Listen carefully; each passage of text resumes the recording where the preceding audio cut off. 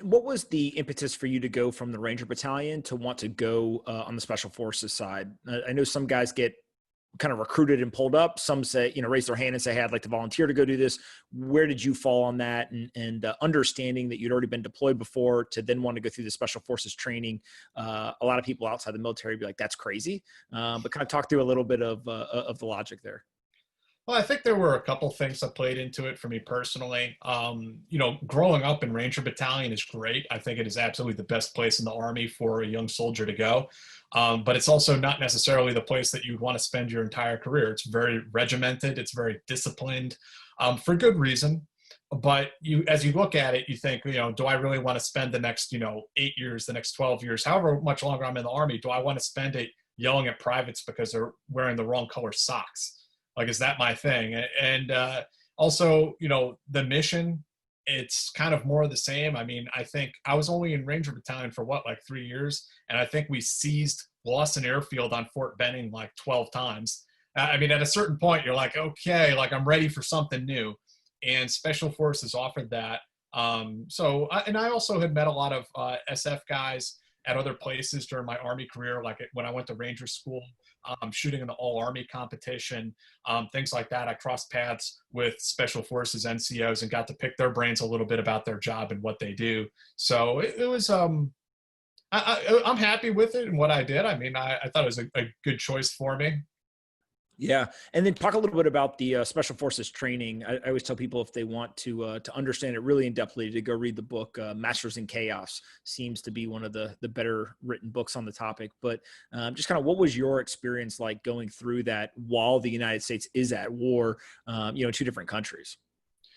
Yeah, it is interesting. And that all of your NCOs, all of your instructors are combat veterans.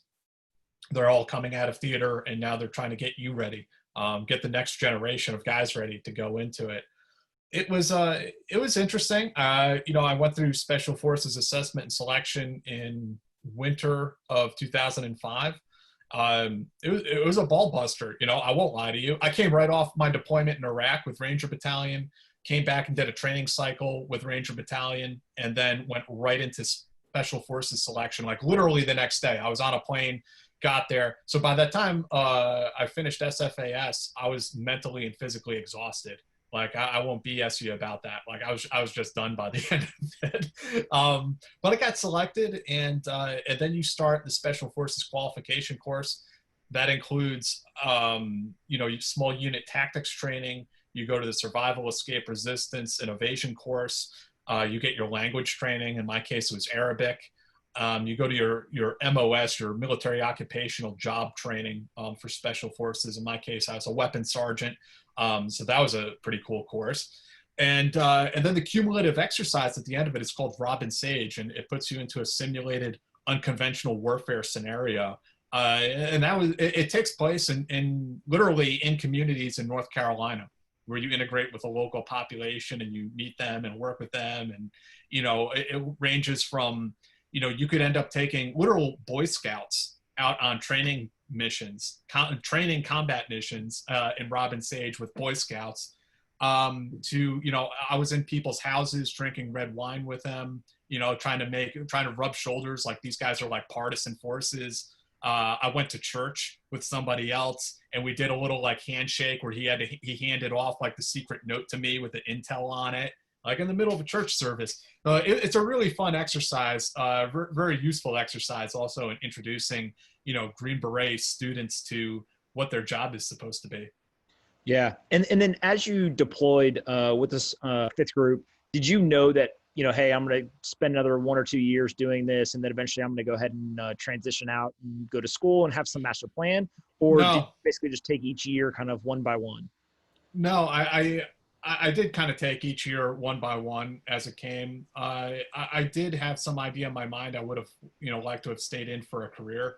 And I'm the type of person, like I'm just about job satisfaction. I didn't care about careerism. I don't care if I don't need to be the sergeant major of the Army. I don't care. If I got to be the senior 18 Bravo on an ODA for 12 years and then, finish the last couple of years as like the Intel NCO on the team, that would have been fine for me. But I mean, I just saw just the mind crushing, soul crushing bureaucracy of the Army. and what was going on in that unit.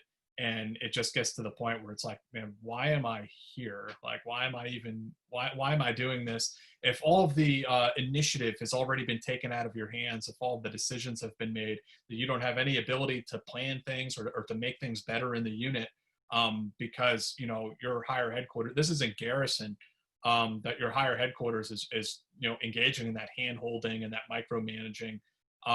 It's like, what am I doing here? You know, like someone told me at one point, in the unit, he was like, you know, if you treat a boy like a man, he has to man up. But if you treat a man like a boy, he's going to default to that. So that was kind of my experience there, and what led to me, you know, ultimately leaving the Army in 2010.